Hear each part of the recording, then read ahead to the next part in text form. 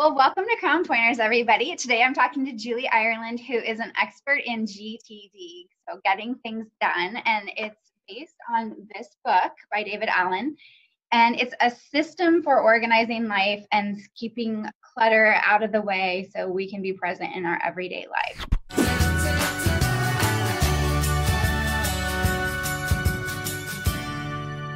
The first thing I wanted to ask you is, what is the predominant philosophy of getting things done, and how is that maybe different than other organizational philosophies that are common and that people might be aware of? It's really two pieces. We call it control and perspective, and you probably remember this from our conversations, where I need to get my workflow under control, which is a skill to learn. It's not about an app, and it's not like a chip that I was born with, right? It's like managing the deluge of stuff coming at me. I've got digital stuff daily, emails, text messages, Twitter feeds, social media, all these digital things that I'm like allowing into my world. I've got physical stuff, like I'm still like taking meeting notes and mail, and my brain is always generating ideas. Like, how do I get all of that out of the ethers of all of these places where it's coming into me? I have to capture it, and I've got to make decisions about it, and I've got to put it into a system that I review regularly.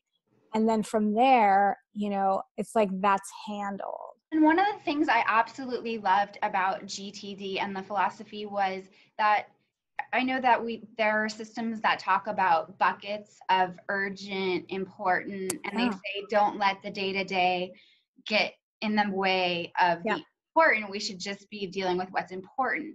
But GTD, I think, getting things done, really acknowledges that while that is a great philosophy, it's hard to deal with the important when the urgent tasks are front of mind, and where we're trying to hang on to all these tasks we have to do and not forget.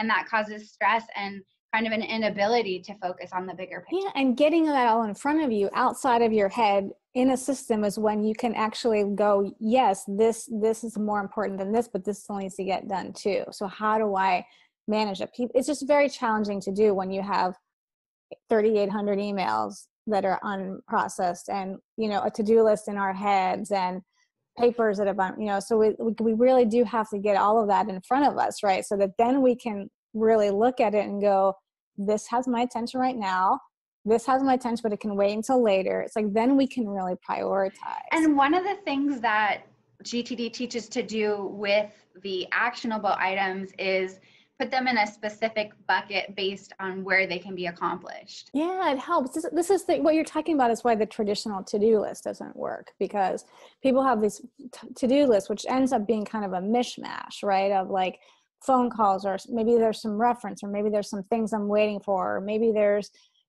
some errands I need to run. So every time you look at the list, the brain just kind of gets into that like,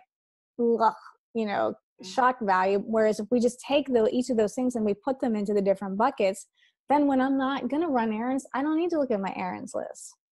Or for me, I travel so much. So I have office versus computer. So a computer list means I can do it in an airport or a hotel, versus office, I need to be here.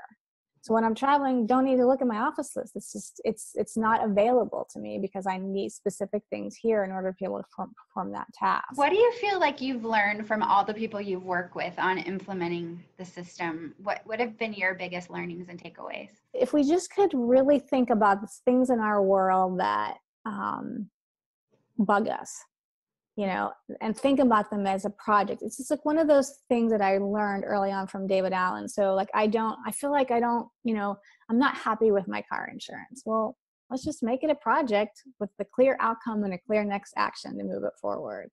And I feel like that's one of the most profound things that people experience. It's like, you can take anything that you have some semblance of control over, obviously. I'm not going to become a professional ballerina, I don't think. But make it into something that is just a clear outcome and what's the next step to move it forward, and you're off and running. What would you say if someone was just going to take away one thing from GTD? What would you think they would get the most? Well, I find even if people just do an exercise, what you call a mind sweep, like, and literally just empty your head of like, what you're thinking about right now. Like, and just take that and then just get some semblance of a list manager set up so that you can take all that stuff that's in your head, put it into action items into a system that you review. Like, that's huge for people. Great advice.